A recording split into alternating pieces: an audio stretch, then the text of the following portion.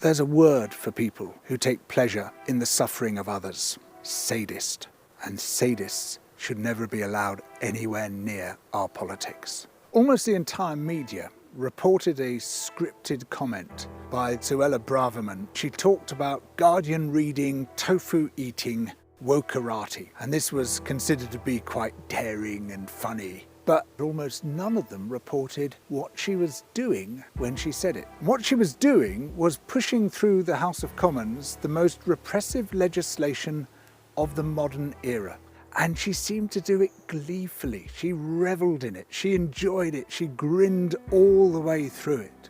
The Public Order Bill is the tool of dictators. It's the definitive termination of our rights to protest. Perhaps the most sinister aspect of the bill is what it calls serious disruption prevention orders. These are orders that can be served on anyone who has been to a protest in the past 5 years, or encouraged anyone else to go to a protest in the past 5 years, or in any way has supported a protest in the previous 5 years. You can be subjected to the kind of restraints that dangerous criminals might face when they're released from prison on probation.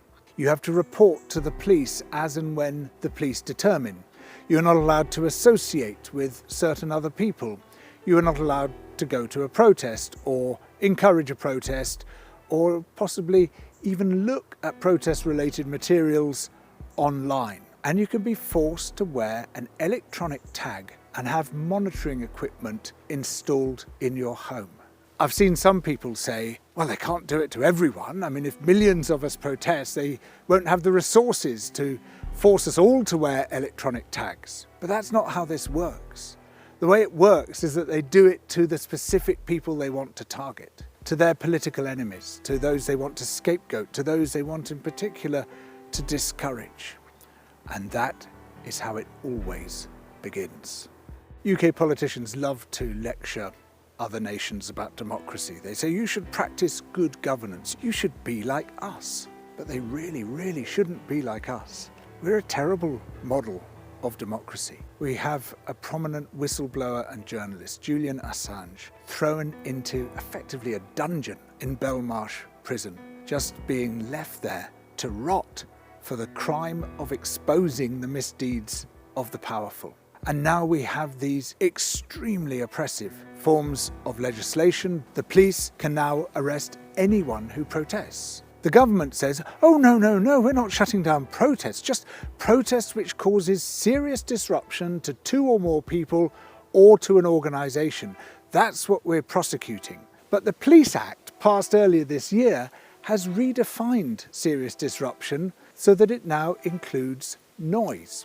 So any protest deemed to be causing a noise is causing serious disruption to 2 or more people or to an organisation. In other words, any protest. But of course, Labour's going to repeal all these repressive laws, isn't it? It's a party which grew out of the Labour movement, which was all about protest.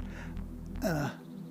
Keir Starmer has made just one public statement related to the Public Order Bill, and he has endorsed its headline policy of raising the penalties for people who block roads. That's a year in prison, twice the penalty for common assault. And while Labour voted against it in the House of Commons, there is no prospect I can see that under Keir Starmer, former Director of Public Prosecutions, these laws will be repealed. In fact, in the previous incarnation of right-wing Labour, under Blair and Brown, we saw a series of highly repressive new laws brought in. Prevention of Harassment Act, 2000 Terrorism Act, 2005 Serious Crime Act, which gravely eroded our rights to protest. The fact that these new acts brought in by a Conservative government finish off that process and terminate our right to protest, I don't think will cause Keir Starmer a single missed minute of sleep.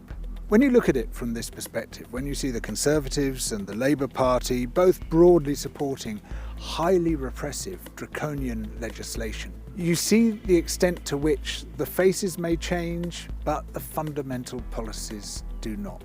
There is an elite consensus around deregulating business and re-regulating citizens. And what that means is basically preventing citizens from getting in the way of capital. And it's particularly telling that these new highly repressive laws are aimed at environmental campaigners, the people who question the very model of economic growth, the people who point out that business as usual is destroying the living world. And as such, they must be caged and corralled and contained and prevented from interfering in the extraction of profit from the country by capital. It's easy for people to say, well, that doesn't apply to me because I don't protest. I'm a respectable citizen. I'm not one of those people who goes and sits in the road. But the most respectable citizens of all are the protesters, because they're the ones who have secured all our freedoms. I couldn't be talking to you like I'm talking right now if it weren't for the protests of our ancestors. I wouldn't have a vote. You wouldn't have a vote. We wouldn't even have a weekend if it weren't for the protests of our ancestors. Protest is the bedrock of democracy. It's what secures our freedoms. Good citizenship is hand in glove with protest. You cannot separate the two things. So when people say, well, they're not doing it to me yet. Oh, yes, they are. They're undermining your fundamental rights and freedoms, even if you never intend to protest yourself. Because it is protesters who secure those fundamental rights and freedoms. Protest is the bedrock of democracy. Obviously, these new laws are terrifying, but that doesn't mean we should be terrified. It does not mean we should be cowed into submission. If you look at what our ancestors faced, the people who mobilised for the male franchise and were cut down in Manchester in the Peterloo massacre, the people who mobilised for votes for women, the suffragettes, who were treated with appalling violence by the state, the civil rights campaigners with the utterly brutal treatment they faced, all the people who have fought for freedom down the ages, many of them faced even greater barriers than those we now face. Many of them literally put their lives on the line, and yet they still fought for freedom. They fought for something bigger than themselves. And unless we do the same, despite these laws, even because of these laws, then we will be betraying those who fought for us. Once the Public Order Bill becomes law, even a film like this could be deemed to offend it because I'm inciting protest. Maybe I'll end up with an electronic tag myself. But regardless of that, we'll keep making these videos, but please keep funding us by becoming a member and subscribing on Patreon.